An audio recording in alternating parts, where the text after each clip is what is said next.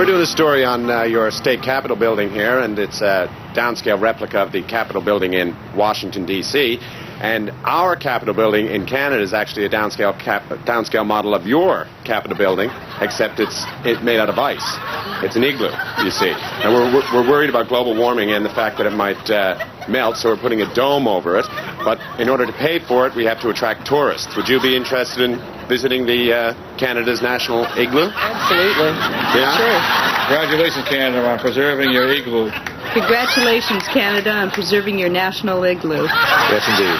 Well, congratulations, Canada, on becoming part of North America. Thank you very much. Who's the governor of Arkansas now? It's Mike Huckabee. Mike Huckabee. Mike Huckabee. Does he have an education at all, or? Oh, yes. He's a college graduate. I think he is college educated, though, at least. He seems like an intelligent guy. Yes, he does. Do you think he would know much about, say, Canada-U.S. relations, anything about Canada? I would think so. I would hope so.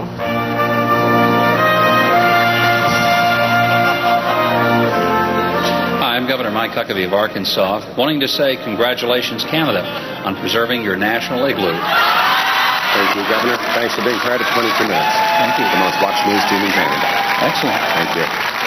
Prime Minister Jean Poutine said that he wouldn't endorse any candidate. He says that you look like the man who should lead the free world into the 21st century. Yeah, so what do you think about that? How's his endorsement? Well, I appreciate his strong statement. He understands I believe in free trade. He understands I want to make sure our relations with our most important neighbor to the north of us, the Canadians, is strong, and we'll work closely together. Work from Canada. Do you think Al Gore would know that Toronto was the capital of Canada? Well, I would hope so, but he probably does. You don't hear him talk about Canada, do you? No, you don't. Of course not. That's true, you don't. No. Do you think he'd know that Toronto was the capital of Canada? Well, I'll give him credit. He might know that. So you two are big Gore supporters? Very much so. Pretty politically active? Very much so. Yes. Do you think it might be a good idea if Canada allowed daily newspapers? Definitely think so. Why don't they? Congratulations, Canada, on reaching a population of 1 million. Will you be voting for Gore? I believe so. Congratulations, Canada, for legalizing VCRs. So you used to work in news? I did for about 15 years. Congratulations, Canada, on legalizing staplers. Congratulations, Canada, on getting the electric lights in Parliament. Congratulations, Canada, for finishing the channel to China. If you were a Canadian, you'd like to see Canada allow daily newspapers? Absolutely. So we should have a daily newspaper in Canada? I would think that for those people that would take advantage of it, certainly. Mr. Gore, question from Canada. You know, it is a tradition that newly elected presidents always make their first foreign visit a trip to the capital of Canada. Can we expect to see President Gore in Toronto in the new year? Well, I'm just focused on the election. Do you think he'd know, like, that Toronto was the capital of Canada? Well, yeah, if you think that's real important. Congratulations, Canada, on getting a second area code. Well, see, in Canada, we're on a different clock. We've always been on a 20-hour clock, which is similar to the French. And now there's some discussion that we should finally get in line with the United States and move on a 24-hour clock. So it's not synchronized with U.S.? No, because an hour of Canadian time actually has like 65 American minutes. So the problem is, using American, you come to Canada to visit, and then your bus leaves at 4:30, and then you show up for 4:30, and it's really leaving really on our clock 10 after 5. You know what I mean? Well, yeah, I do, and I think you should go with U.S. time. It would be very confusing. This is the first I've heard about it. I had no idea that Canada was on a 20-hour clock. But it's actually the same amount of time, but just our minutes are longer. Okay. By American standards. Well, I think it should be switched. Yeah. Canada, please move to the 24-hour clock. Who's the governor now? Thomas Vilsack. His name's Tom Vilsack. Tom Vilsack. He's a lawyer by trade, I believe? He's a lawyer. So he's an educated man? Yes, he is. Yeah. The man is very smart. If he needs to know it, he knows it.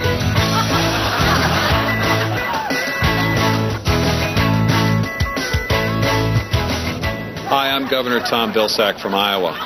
Canada, congratulations on your new 24-hour clock. It was recently revealed that 70% of grade 7 students in Canada couldn't find their state on an unmarked map and also couldn't name their congressman. Do you think this indicates that there's a crisis in our education system in Canada? I think that would definitely indicate a crisis. That's pretty sad, yeah. Yeah? What about yourself? Yeah, I think it's disgraceful that people are that unaware of the world that they live in. Home state in Canada, there's really not that many of them, correct? No.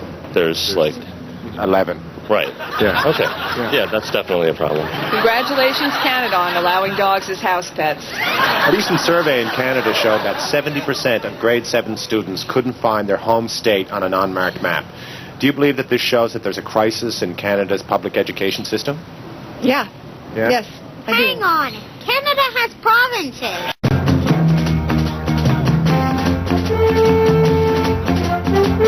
As you're probably aware, it's been widely reported that the mining rights to Mount Rushmore is actually held by a Canadian company. They say that they want to do preliminary explorations to see if there's any plutonium in the mountains. They want to do precision blasting in the off-season, but some people are saying that's not acceptable. They should be forced to drill into the heads from behind. What do you think? I think probably from the back. I think from the back of the mountain. Why mess up? You know, this is a national monument. Choose the course which has the least impact on the environment. And if that involves precision blasting, which it should, I think that's probably okay. So do you think they should be forced, even though it's more expensive, to drill into the heads from behind? Yes. Hello, Canada. Our Eskimo neighbors to the south. You're watching Jean Chrétien on Bumbling Through What? Jean Chrétien, who is the mayor of Burlington, Ontario, is a big fan of Baywatch, and in fact has declared Baywatch Days again this year. Thank you, Jean Chrétien, for declaring Baywatch Days. You're watching Jean Chrétien. You're watching Jean Chrétien on Channel 22, Bumbling Through My Feet. No, it's not. Jean Chrétien's Bumbling Adventures. Well, it's your name. The mayor of Burlington in Canada, Jean Chrétien, has declared Springer Days. Thank you, Jean Chrétien, for declaring Springer Days this summer, and maybe you'll declare Summer Days this spring. It's great to talk to you. Okay, thanks very much. You do a great show. We're big fans in Canada. Thank you. As you know, in the States, they're going to bring back the dollar coin. Now, in Canada, we've had a dollar coin for about 7 years. About 2 years ago, we brought in a $2 coin, and now we're introducing a $5 coin. Our $1 coin is called the loonie. The $2 coin is called the toonie. Now we're about to introduce the $5 coin. It has a maple leaf on it and a wooden texture, so people have taken to calling this coin the Woody. Congratulations, Canada, on getting your first Woody.